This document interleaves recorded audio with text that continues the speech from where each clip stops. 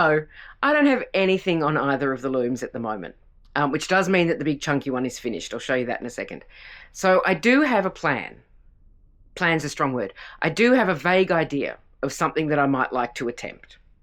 Yeah, I think that's about as firm as we are in the planning stage at the moment. I'm thinking, which could take a while, but hopefully by next week I will have attempted something or have thought more about attempting it. I don't know. We'll find out. I've been doing wet finishing though. So this one has had its wet finish, and we're going to start with the orange end. This is so long. This is the clasped warp. So this end is orange. This is the Heirloom Merino Fleck 8-ply in the colourway. This one, I don't know. I don't have the label. And there's nothing on the website about colourways, I don't think. Anyway, it's the orange one. Sort of a rusty orange. And then we move into the browny yellow, which is Bendigo Woollen Mills Prism 8-ply in the colourway Zephyr. Did I say Zephyr last week? I'll put it in the description anyway. So the wet finish means that the yarn has bloomed, which means it's swollen up a little bit to fill in the gaps. And that means that we've got this nice, bold, sort of yellowy stripe on this end. Now, the only thing that I don't like about clasped warp, well, there's two things. First of all, I'm having tension difficulties, which I have sorted out with this one. I had to do a little bit of coaxing, but it has come out a lot better than it was when it came off the loom.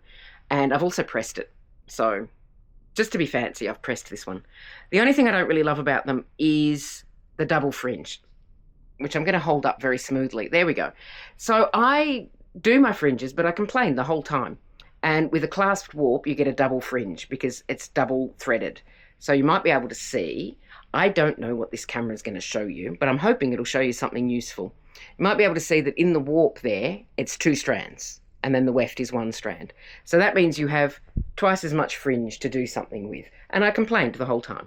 But I'm pleased with that one. It's come out quite soft and drapey, which is nice. It was a little bit stiff off the loom, but it is relaxed.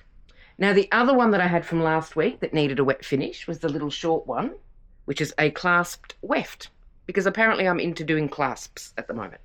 So this one's come out quite well as well. Quite well as well. I'm so good with words. This one doesn't have a twisted fringe. It has a 3-strand plait, which works quite well. It just takes a long time, and I complained the whole time. So there's not a lot of bloom in this one because it is cotton and synthetic fibres.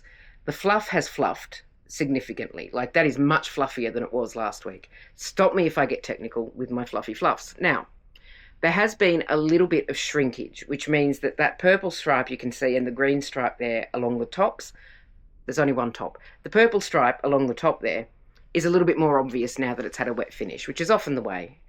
But I'll show you the length of that. It's not as long as I thought it was. I think I said last week, or I meant to say last week if I didn't actually say it. It took so long to do, I thought I must have warped it up, several meters. It's just that I was being lazy. So the fluffy yarn is really much softer now, and it's also got a little bit of the sparkle in it from the yarn shifting around in the wet finish. So I'm pleased with that one. Little nice short one for decoration. And then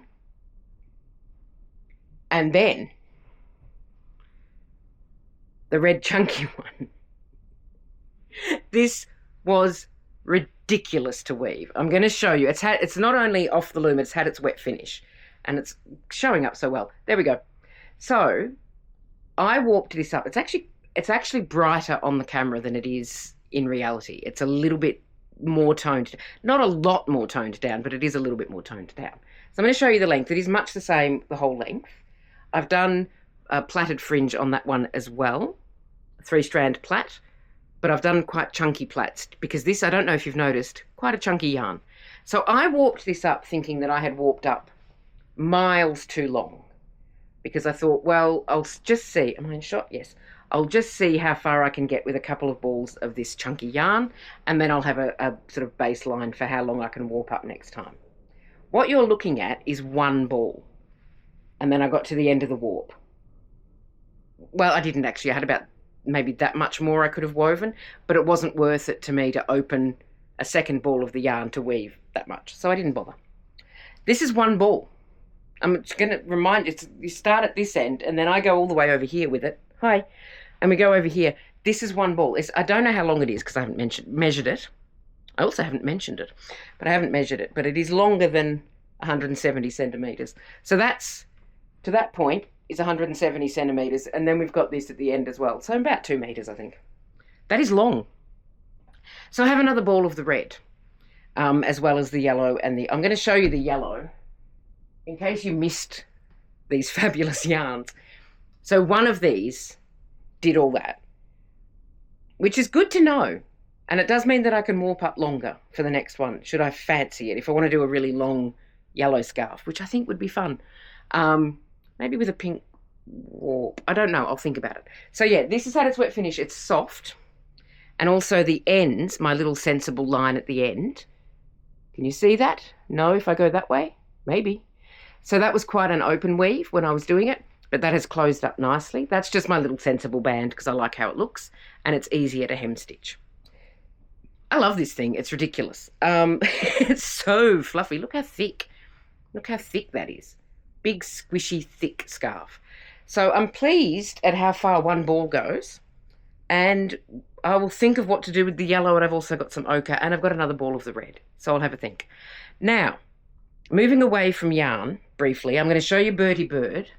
Not a huge amount of progress on Bertie this week, but I did do a little bit. Hi, I'm doing that thing where I go off camera and then tell you things. So I'm going to tell you again while I'm on camera. Not a huge amount of progress on Bertie this week, but I have done a little bit. So here's Bertie. I've been working on this side mostly and filling in a few of the little gaps on the other side. Just chipping away at Bertie. Bertie will be completed. I haven't run out of enthusiasm for Bertie. I am loving working on it. It's not like I'm going, oh, I have to work on that cross stitch. I'm just not carving out as much time as I would like for cross stitch. Speaking of carving out time, and speaking of carving, oh, this is the best segue. This is amazing. Okay, so I'm just going to go over here for a second because it's on this side. Okay, all right. I'm slightly, there's a lot of falling over, but I'm all right. Hello. So this is something that has been on the I'm going to get around to doing that list for 3, maybe 4 weeks. Every single day, I think I've mentioned to somebody, I'm going to sit down and do that today, and then it hasn't happened. It has now happened. I feel like I'm building this up too much, and it's going to be a mild disappointment to you. So I'll show you what I've been up to. This is one of the, I can't show you the back because I've written a swear on it. So there's, there's the back of it. This is a rubber carving block for making rubber stamps with, and I have carved it. And that's backwards because that's how rubber stamps work. So if you have trouble reading backwards, that's fine. It says World Postcard Day 2026 because World Postcard Day 2026 is coming up on the 1st of October. And I thought, well, this year I'm just going to make my own postcards. I'm going to carve them myself. So I've done a test print of this to see what needs tweaking before I go into postcard production. So I can show you how it looks forwards. And it looks like that. I do need to, because this is a test print, it lets me see what needs a little bit of extra work. So the bottom of that C needs a bit of a curl. And there are some bits and pieces that I could probably, I'm sort of in shot, I could probably tidy up, but I'm also probably not going to. So I've learned a little bit about working with this rubber stuff because I'm used to carving in lino because my mother was a lino cut artist. And so all of the work that I have done in block printing has been in lino, which you have to be fairly firm with. Like if you are putting it on the paper, you have to really put it on the paper. So one technique that is used for that is to put the lino, the inked up lino, so you put the paint or the ink on it, put it on the paper, flip the whole lot, and then put your whole body weight on the paper so that it really presses into that lino. You can't do that with rubber stamp material because what I got out of doing that was just a big smudge. So you have to be a little bit gentle with the rubber stamp material. So what I'm also pondering, because this isn't, I don't need this till the 1st of October. Well, I'll need to print them slightly before. And it is only the very middly beginning of August, but I know myself with a long deadline. And if I don't get this done now, on the 26th of September, I will be flapping around going, why didn't I do this in August? So the other thing that I can do if I want to complicate things for myself, and I probably do because that seems to be how I work, is I can cut this word out, cut the postcard out of the block entirely. And then I can do 2 colours because the post-crossing colours are the old airmail colours, which are red, blue and white. So if I do this bit in blue, I can then do postcard in red. Am I actually going to do that? I don't know. I'm thinking about it. I don't know that I want to complicate things. But as I said, it does sound like something that I would do. So that is finally carved. I've been talking to my friends. My friends are like, would you shut up about carving this thing and just carve it? So it is carved and it is ready to go. My test print was good. I just need a little bit of a tidy up. And then I can print my postcards ready for the 1st of October. And also on a larger timeline. Is timeline the right word? Is that the word that I want there? It's the word I've used, so we'll go with it. I am looking to get back into lino printing. I don't know why I said it like that. Lot of full stops. I'm looking to get back into lino printing. It's been a long time since I did lino printing, and I have purchased some lino. I have topped up the inks, and I am slightly frozen from that point. So I used to do a lot of linos. I've done linos since I was a kid.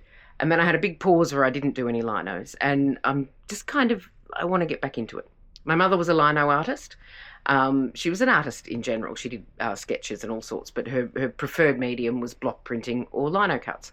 So now that she's not here to tell me off for the way that I do things, because she had opinions, I'm free to do it my own way.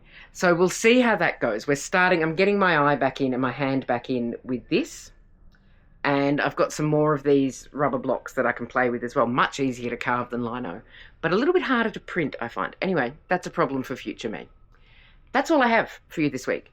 You take care of yourself. Have a lovely rest of your week, and I will see you next time. Bye for now.